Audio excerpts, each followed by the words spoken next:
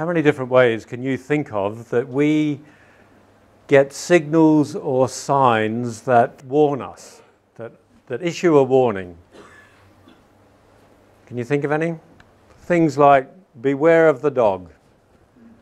Or what about large trucks reversing with that irritating beeping sound when it's reversing? Anything else you can think of? Mind the gap. Red traffic lights. Red traffic lights. Level cross. Slippery when wet. Fire alarm. Sirens. Wet paint. Danger of flooding. The little electricity substations. Danger of death. That should come with life, really, shouldn't it? There are lots of ways that we get signals telling us to either be wary or to change our behavior in some way. The recent weather, for example, the flooding, the excessive flooding here, the droughts elsewhere. Scientists around the world are telling us again and again and again, with increasing frequency and urgency and desperation, we are causing this, we have to change. And nobody listens. And we have people who are deniers, people with impeccable scientific credentials like Nigel Lawson, who has as much scientific qualification as I have. I do have the Australian equivalent of a chemistry O-level, but my chemistry teacher came and asked me to give up and not do it. Best advice I ever had. The people like Nigel Lawson and others who have no scientific credentials whatsoever, but who flatly deny that we humans could have anything to do with affecting the climate, because they are invested in the past, they are comfortable in the present, and so they refuse to change to create a future. They refuse to read the signs. There's nothing wrong with what we're doing, they insist. And how infuriating is it when they are given equal airtime to scientists who actually do know what they're talking about. The climate is changing. The climate has changed. And yet, for all of the advice, the warnings that we hear, the signs that are all around us, politicians and others, and we ourselves, refuse to change because we are invested in the technologies of the past, we are comfortable in the present, and we're not willing to change in order to create a future.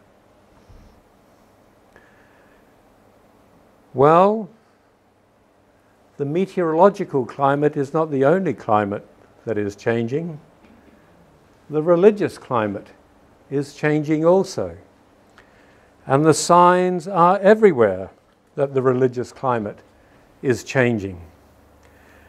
But there are lots of voices who say we should just keep doing what we have always done because we are invested in the past, we are comfortable in the present, and we don't want to change to create a future. Imagine you are now posted for 5 years to Australia. You lucky people. So for those 5 years, you lose all contact with the congregation, your home congregation that you love so dearly. And then you come back in 5 years' time, and the first Sunday you're home, you go direct to your congregation, and it's closed. The congregation no longer exists.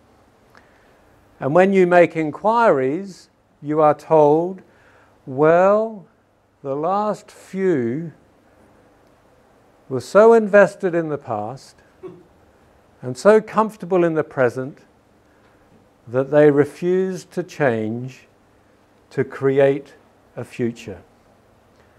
And that congregation died because of the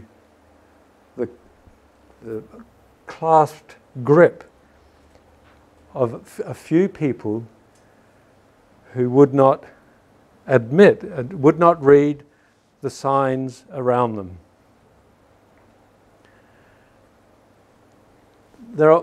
For all of us, there are things in our congregations today that we deeply, deeply love, that have great resonance for us emotionally, sentimentally, intellectually, that are places where we have invested much of ourselves.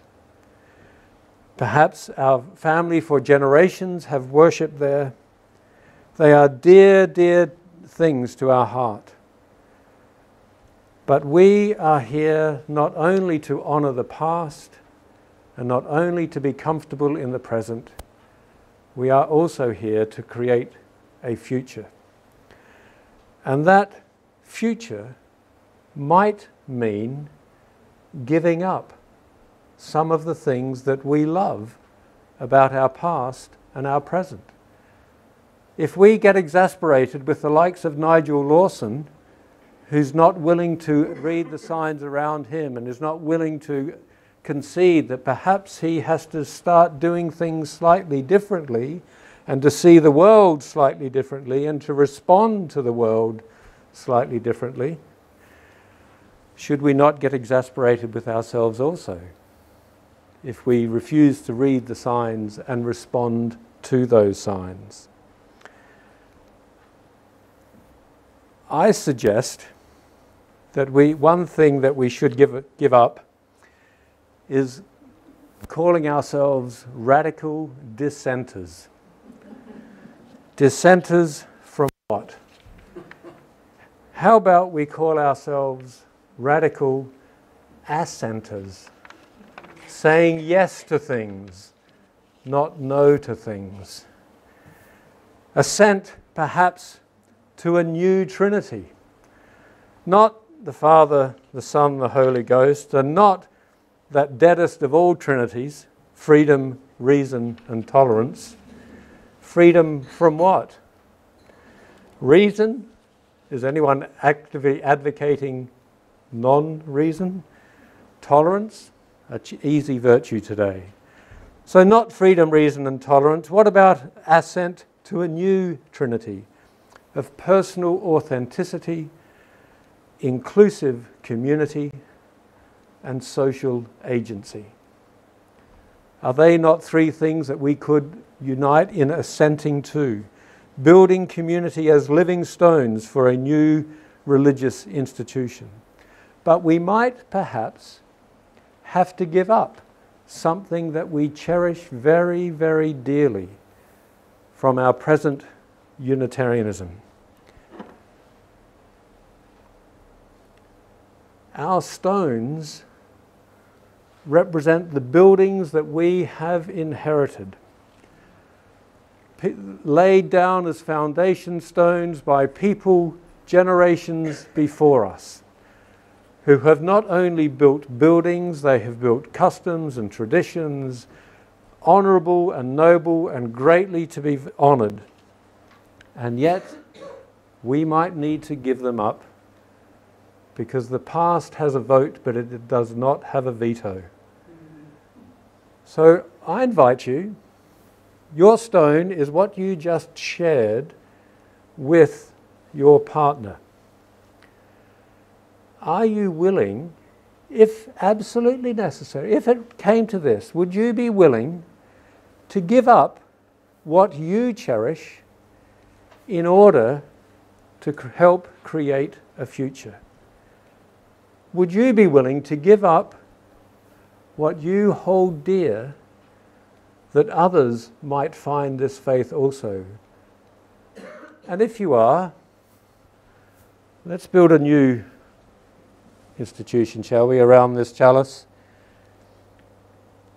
Come and place your stone around the flame for the future. if you would be willing to give up something that you cherish in order that there would be something for others in the future to cherish also.